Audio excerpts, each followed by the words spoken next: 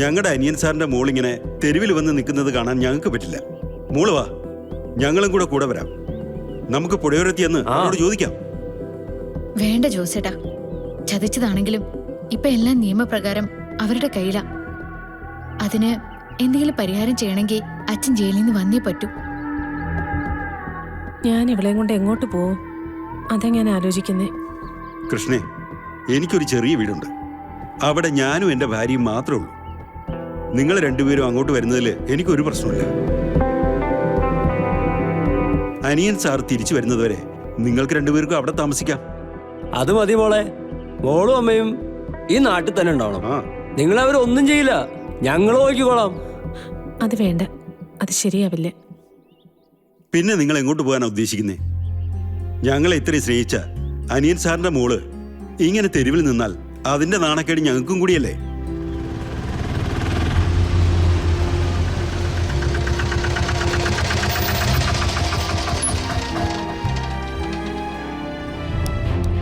കൃഷ്ണ, മോളിക്കുട്ടി,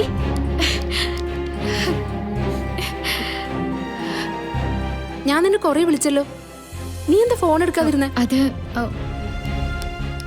ഞാൻ ജോസേട്ടനെ വിളിച്ചപ്പോഴാ കാര്യങ്ങളൊക്കെ അറിയുന്നത്. അവിടെ വേറെ ഡ്രൈവർ അറേഞ്ച് ചെയ്ത് കൊടുത്തിട്ടാ ഞാനിങ്ങ് പോകുന്നത്. അതെ മോളിക്കുട്ടി, അനിയൻ സാറിന്റെ സമ്പത്ത് മുഴുവൻ ചേച്ചി സ്വന്തമാക്കി. അതെങ്ങനെ? ഇറക്കി വിടുന്നതിന് മുന്നേ കുറെ മുദ്രപത്രങ്ങള് എന്നെക്കൊണ്ടും അമ്മയെക്കൊണ്ടും ഒപ്പിടിപ്പിച്ചിരുന്നു. ഇപ്പൊ അവരത് പ്രമാണാക്കി. കൊല്ലണ്ടടി അവറ്റകളെ.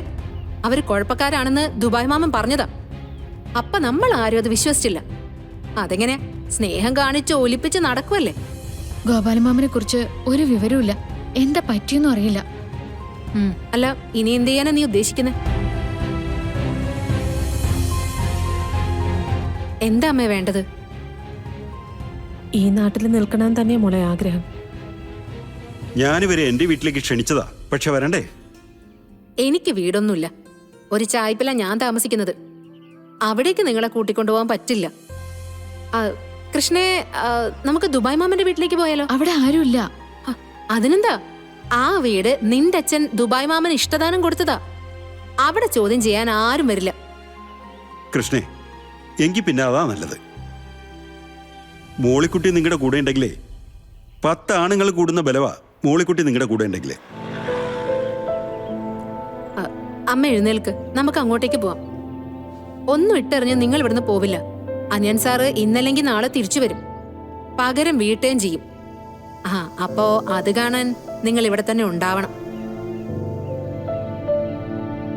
കൃഷ്ണേ, നിനക്ക് നിന്റെ അച്ഛനെ പിരിഞ്ഞ് ഇവിടുന്ന് പോവാൻ പറ്റൂ? ഇല്ല, ഒരിക്കലും പറ്റില്ല. അച്ഛൻ വരുമ്പോ ഞാൻ ഇവിടെ തന്നെ ഉണ്ടാവണം. നമുക്ക് പോവാം. ഗോപാലമാമന്റെ വീട്ടിലേക്ക് തന്നെ പോവാം. എങ്കി വാ അമ്മ, വാ. പോയിട്ട് വരാം ജോസേട്ടാ. ശരി മോളെ, സമാധാനായിട്ട് പോയിട്ട് വാ. എന്നാ ശരി. വാ അമ്മേ. വാ അമ്മേ.